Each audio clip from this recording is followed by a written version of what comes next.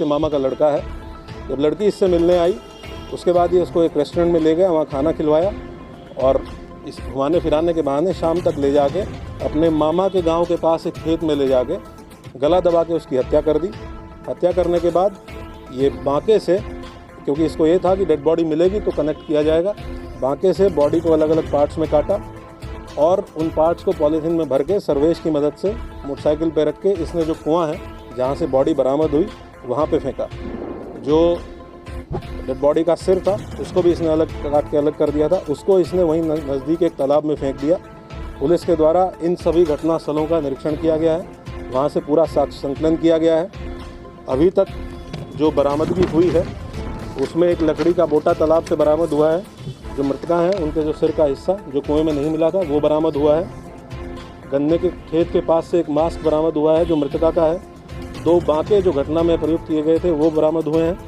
अपहृता के समस्त कपड़े पुलिस के द्वारा बरामद किए गए हैं और उसके साथ साथ उस खेत में जिसमें घटना कारित की गई थी, जहाँ ये काटने की घटना कारित की गई थी, वहाँ से साक्ष्य संकलन के दौरान ईंट के जो पत्तियाँ थी जिसमें ब्लड लगा हुआ था उसको भी साक्ष्य संकलन के दौरान पुलिस के द्वारा एकत्र किया गया है। इसमें फॉरेंसिक टीम के द्वारा बहुत साइंटिफिक तरीके से सारे एविडेंस को कलेक्ट किया गया है। आला कत्ल की बरामदगी के दौरान आज लगभग 2:30 बजे इसके द्वारा, जब पुलिस के द्वारा तलाशी की जा रही थी आला कत्ल के लिए, इसके द्वारा पुलिस टीम पे फायर किया गया। आत्मरक्षार्थ कंट्रोल्ड फायरिंग में जो पुलिस टीम के द्वारा की गई, इसके दाहिने घुटने में गोली लगी है, बेहोश हो गया। इसको उपचार के लिए जिला अस्पताल भेजा गया है जहां वर्तमान में इसकी स्थिति स्टेबल है। इसके पास से एक अवैध असला और उसके साथ साथ जो राउंड इसने पुलिस के ऊपर 4 राउंड फायर किए थे उनका खोखा कारतूस और लाइव राउंड बरामद हुआ है और विस्तार में इससे पूछताछ की जाएगी। अभी तक इस पूरे प्रकरण में ये मुख्य अभियुक्त प्रिंस यादव की गिरफ्तारी हुई है। इसका साथी सर्वेश यादव वो वर्तमान में फरार है, जो पूरी घटना में इसके साथ शामिल था। इसके ऊपर 25,000 रुपये का पुरस्कार मेरे द्वारा घोषित किया है गिरफ्तारी के लिए। 5 टीमें जो लगी हुई थी वो लगातार इसकी गिरफ्तारी के लिए लगी रहेंगी। 7 अन्य लोगों को भी पुलिस के द्वारा इसमें अभियुक्त बनाया गया है। इसमें जो प्रिंस के माँ और बाप हैं, प्रिंस का मामा और मामी, प्रिंस के मामा के लड़के ब्रजेश की पत्नी सुमन, इसका भी इस घटना में बहुत अहम रोल रहा। सुमन के साथ भी इसका अफेयर था।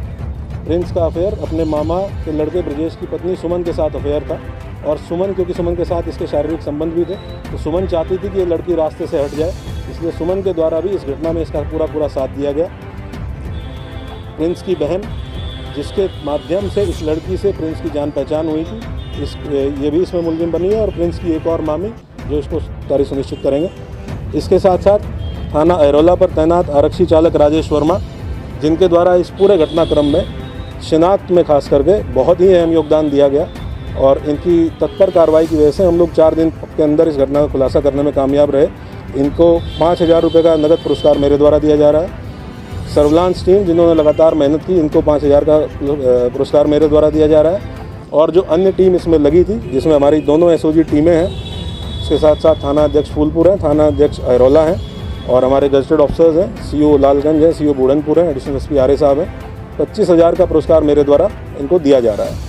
हम लोग इसको आगे की विवेचना भी और जितने भी अभियुक्त हैं इनके विरुद्ध बहुत कठोर कार्रवाई सुनिश्चित करेंगे और भी कोई लोग अगर इसमें ऐसे हैं जिन्होंने इनको शरण दी होगी, उनको भी मुलजिम बनाते हुए गैंगस्टर की कार्रवाई इसमें आगे की जाएगी। बॉडी को डिस्पोज करने के लिए केवल उसको निशंसता से काटा गया था? हाँ, क्योंकि ये मारने, जो इसने पूछताछ में बताया है, वो बताया है कि इसने गला दबा के उसको मार दिया और क्योंकि ये चाहता था कि बॉडी की शिनाख्त ना हो पाए, क्योंकि बॉडी की शिनाख्त नहीं होगी तो ये घटना से कनेक्ट नहीं हो पाएगा।